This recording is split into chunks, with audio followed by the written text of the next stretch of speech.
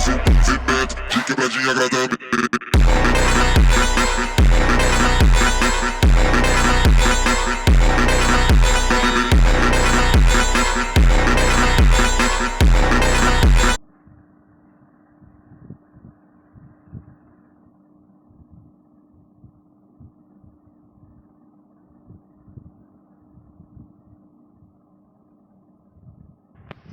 पिछले एपिसोड में आपने देखा होगा कैसे ब्रॉक ऐश के लिए मना कर देता है कि वो ऐश की मदद नहीं करेगा क्योंकि ओल्डमैन उससे कहा था। इसके बाद दूसरी तरफ हम ऐश को देखते हैं जो कि देखिए बहुत ज़्यादा डिसअपॉइंटेड हो जाते हैं क्योंकि ब्रॉक उसकी मदद करने को बिल्कुल भी तैयार नहीं होता। इसके बाद ओल्डमैन समझाते हैं। इसके बाद ओल्डमैन तभी ऐश को समझाते हैं, ऐश हम तो मजाक कर रहे थे, हम तुम्हारी मदद करने को तैयार हैं। 2 दिन बाद है ना ये मैच है, इसीलिए तुम तैयार हो जाना। और अब देखिए आगे।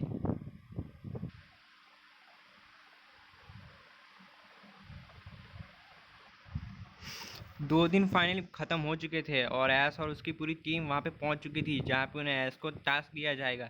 इसके बाद जॉन भी तो वहाँ पे पहुँच जाता है। जॉन तो डैड से बोलता है कि डैड हम लोग यहाँ पे आ चुके हैं लेकिन अभी तक ऐश दिखाई नहीं दे रहा, ऐश कहाँ पे रह गया। इसके बाद ओल्डमैन तभी बोलते हैं कि जॉन तुम चिंता मत करो, ऐश जल्दी वापस आ जाएगा, वो ज़्यादा देर दूर नहीं गया, अभी ये पास में ही, अभी वो आ जाएगा थोड़ी देर में। इसके बाद जॉन तभी है अपने डैड से बोलते हैं, डैड वो देखिए सामने ऐश आ गया और उसके साथ ब्रॉक भी है। इसके बाद तभी हम ओल्डमैन को देखते हैं। ओल्डमैन तभी उन दोनों से बोलते हैं, आओ ऐश कैच हम ब्रॉक, अच्छा हो तुम लोग सही टाइम पे आ गए, हम लोगों को इस जगह पे जाना है, तो क्या तुम लोग तैयार हो। इसके बाद ऐश और ब्रॉक दोनों है ना पूछते हैं कि ओल्डमैन हमें कहाँ जाना है।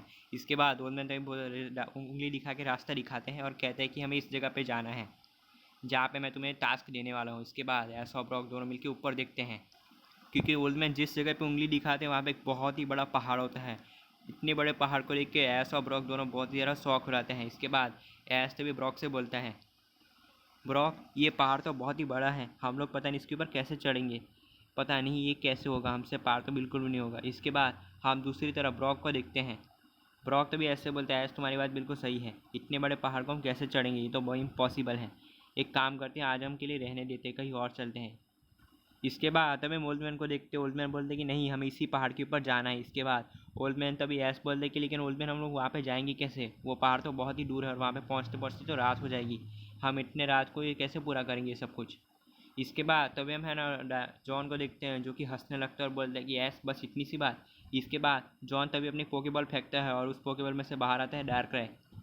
जैसे ही डार्कrai पोकेबॉल से बाहर आता है वो जॉन से बोलता है कि बोलो जॉन क्या काम है। तभी जॉन बोलता है कि डार्कrai अभी टेलीपोर्ट अटैक का यूज़ करो और फिर ऐश और ब्रॉक मुझे और डैड इन सबको है ना उस पहाड़ के ऊपर ले चलो। फिर डार्कrai ऐसे ही करते हैं, डार्कrai टेलीपोर्ट अटैक का यूज़ करता है और इन चारों को अपने साथ है ना उस पहाड़ के ऊपर ले जाता है। इसके बाद थोड़ी देर के बाद फाइनली सब लोग उस पहाड़ के ऊपर पहुंच जाता है। इसके बाद ओल्डमैन बोलते हैं कि थैंक्स डार्कrai हमें यहाँ तक पहुँचाने के लिए। इसके बाद जॉन तभी अपनी पोकेबॉल निकालता है और डार्कrai को वापस पोकेबॉल के अंदर ले लेता है और कहता है कि थैंक यू डार्कrai यहाँ तक पहुँचाने के लिए भी। इसके बाद जॉन अपनी पोकेबॉल को अपनी पोकेबॉल में अपनी पॉकेट में रख देता है। इसके बाद तभी मैच को देखते हैं, एस्टी बोलते हैं कि अच्छा तो ये है वो जगह जहाँ पे हमारी उन पोकेमॉन्स के बीच फाइट होने वाली है। तभी ब्रॉक बोलता है कि हाँ एस ये वही जगह है जहाँ पे उसमें तुम्हें वो तीनों की तीनों जो कि तुम्हें वो पहला टास्क देने वाले हैं जो कि बहुत ही ज़्यादा मुश्किल है, लेकिन मुझे पता है कि तुम उस टास्क को ज़रूर कंप्लीट कर लोगे। ब्रॉक भी बोलता है लेकिन ऐसे एक चीज़ का ध्यान रखना कि ये जगह खतरे से भरी हुई है, इसलिए तुम जो भी करना सोच समझ के करना। यहाँ पे बहुत ही ज़्यादा खतरा रहता है और यहाँ पे अजीबोगरीब पोकेमॉन्स घूमते रहते हैं जो कभी भी किसी भी वक्त तुम पे अटैक कर सकते हैं, तो इसलिए ज़रा संभाल के रहना। इसके बाद ब्रॉक तो भी ओल्डमैन के पास जाता है और ओल्डमैन से बोलते हैं ओल्डमैन बताइए इसको टास्क कब देने वाले हो आप। इसके बाद हम तभी ओल्डमैन को देखते हैं। ओल्डमैन तभी हम इसके बाद ओल्डमैन को देखते हैं। ओल्डमैन बोलते हैं कि ठीक है मैं वो टास्क तुम्हें अभी देता हूँ ऐस। तो सबसे पहला तुम्हारा पहला शाइनी पोकेमॉन बहुत ही मुश्किल होने वाला है, वो पोकेमॉन तुम्हें यही कहीं मिलने वाला है, इसीलिए तुम ढूंढना स्टार्ट करो। इसके बाद जॉन तभी बोलता है कि डैड अगर आपको एतराज़ हो तो मैं आपसे बात कहूँ। तभी जो ओल्डमैन बोलता है कि हाँ बोलो जॉन। तभी जॉन बोलता है कि क्या मैं इसकी मदद कर सकता हूँ। तभी ओल्डमैन मना कर देते, कहते कि नहीं तुम उसकी मदद नहीं कर सकते, लेकिन हाँ तुम दूर खड़े उसे देख सकते हो कि वो क्या कर रहा है। इसके बाद ओल्डमैन तभी बोलते कि यार सीधा रहो, मुझे तुमसे एक बात करनी है ज़रूरी।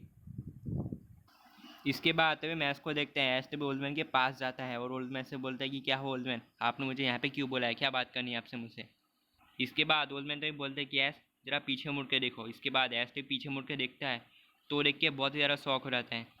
ऐश तभी बोलता है क्या इस पोकेमॉन को मुझे पकड़ना है, लेकिन ये तो देखने में बहुत ही ज़्यादा स्ट्रॉन्ग लग रहा है, ओल्डमैन मैं इसे कैसे पकड़ूंगा। इसके बाद तभी ब्रॉक को देखते हैं। ब्रॉक बोलता है क्या ये है इसका शाइनी पोकेमॉन, ये है इसका पहला पोकेमॉन जो कि उसे पकड़ना है। इसके बाद तभी मैं ऐश को देखता है। ऐश तो देख के शौक रहता है क्योंकि उसके सामने आ चुका था एक शाइनी लुकारियो जो कि काफ़ी तेज़ी से ग्लो कर रहा होता है। इसके बाद जैसे ही शाइनी लुकारियो ऐश के ऊपर दिखता है वो तुरंत ही ऐश को देख के ऊपर अटैक कर देता है। ऐश उससे बच जाता है। इसके बाद ओल्डमैन तभी ऐश से बोलते हैं ऐश ये बहुत ही पावरफुल पोकेमॉन है, इससे ज़रा संभाल के रहना। ये शाइनी लुकारियो तुम्हें दिखता बड़ा खतरनाक, ये तुम्हें दिखता बड़ा आसान है लेकिन है ही बहुत ही ज़्यादा खतरनाक। इस पोकेमॉन से ज़रा बच के रहना, ये पोकेमॉन के बेस स्टैट बहुत ही ज़्यादा हैं। इसके बाद तभी ब्रॉक को देखते हैं। ब्रॉक तभी ऐश से बोलता है ऐश शुरू हो जाओ। इसके बाद ऐश तो बोलता है ठीक है। ऐश तो भी अपने पोकेमॉन को बेस्ट और कहता है कि इस शुरुआत में अपने पिकाचू से करना चाहूँगा। ऐश तो भी अपने ऐश पिकाचू को अपने शोल्डर से नीचे उतारता है। फिर इसके बाद जैसे पिकाचू ऐश के शोल्डर से नीचे उतरता है तभी अचानक हम लुकारियो को देखते हैं जो कि अपने एक्सट्रीम स्पीड अटैक का यूज़ करता है और पिकाचू के पास और फिर पिकाचू के ऊपर बुलेट पंच अटैक का यूज़ कर देता है। ये तक इतना ज़्यादा पावरफुल होता है कि सीधा जाके पिकाचू के ऊपर लग जाता है और ये तक जैसे ही पिकाचू के ऊपर लगता है पिकाचू को इससे काफ़ी ज़्यादा डैमेज पड़ता है। फिर इसके बाद हम दूसरी तरफ ऐश को देखते हैं जो कि पिकाचू से बोलते हैं पिकाचू जंप करके आयरन टेल अटैक का यूज़ करो। इसके बाद पिकाचू ऐसे ही करता है। ऐश का पिकाचू जंप करता है और फिर जंप करके आयरन टेल अटैक का यूज़ करता है। पिकाचू इस अटैक को लुकारियो के ऊपर मार देता है। ये तक जैसे ही लुकारियो के ऊपर लगता है लुकारियो को इससे काफ़ी ज़्यादा डैमेज पड़ता है। इसके बाद ऐश तो भी अपने पिकाचू से बोलता है पिकाचू इसके बाद यूज़ करो बोल टैकल अटैक का। इसके बाद पिकाचू यूज़ करता है बोल टैकल अटैक का। ये अटैक यूज़ करने के लिए पिकाचू तेज़ी से लुकारियो के पास जाता है और इस अटैक को यूज़ कर देता है लेकिन लुकारियो ऐश के पिकाचू को पकड़ लेता है। फिर वो जैसे ही पिकाचू को पकड़ लेता है उसको पकड़ के दूर फेंक देता है। जैसे भी लुकारियो पिकाचू को दूर फेंक देता है पिकाचू दूर से लुकारियो यूज़ करता है और स्पेयर अटैक का। यह अटैक पिकाचू की तरफ तेज़ी से बढ़ रहा होता है। ये अटैक जैसे ही पिकाचू के ऊपर लगने वाला होता है लेकिन ऐश तो पिकाचू से बोलता है पिकाचू यूज़ करो इलेक्ट्रो बॉल अटैक का। इसके बाद पिकाचू यूज़ करता है इलेक्ट्रो बॉल अटैक का। इलेक्ट्रो बॉल और ऑरा स्पीयर दोनों अटैक्स आपस में टकराते हैं जिससे काफ़ी बड़ा एक्सप्लोजन होता है, जिसकी वजह से काफ़ी बड़ा एक्सप्लोजन क्रिएट होता है। एक्सप्लोजन की वजह से किसी को कुछ समझ में नहीं आ रहा था कि क्या होता है। इसके बाद वहाँ पर चारों तरफ स्मोक फैल जाता है। सब लोग स्मोक कटने का राह देखते हैं। इसके बाद जैसे ही स्मोक साबतता है हम क्या देखते हैं कि पिकाचू और लुकारियो दोनों पोकेमॉन सही सलामत खड़े होते हैं। इसके बाद लुकारियो तो पिकाचू के पास जाता है और उसके ऊपर यूज़ कर देता है ब्लेज किक अटैक का। ये अटैक जैसे पिकाचू के ऊपर लगने वाला होता है तभी हम दूसरी तरफ ब्रॉक को देखते हैं। ब्रॉक तभी ऐश से बोलता है ऐश जल्दी कोई कुछ करो, अगर ये अटैक पिकाचू के ऊपर लग गया तो पिकाचू काफ़ी ज़रा डैमेज ले लेगा।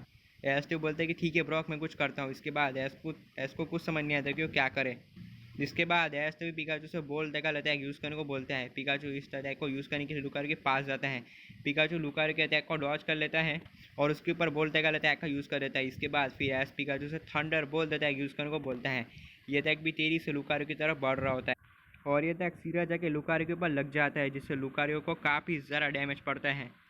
इसके बाद लुकारियो यूज़ करता है एक्सट्रीम स्पीड अटैक का। ये अटैक तेज़ी से पिकाचू की तरफ बढ़ रहा होता है। वहीं पे पिकाचू यूज़ करता है क्विक अटैक का। दोनों ही पोकेमॉन्स के अटैक्स आपस में टकराते हैं जिसकी वजह से चारों तरफ उस जगह पे स्मोक फैल जाता है। स्मोक की वजह से किसी को कुछ दिखाई नहीं दे रहा होता है।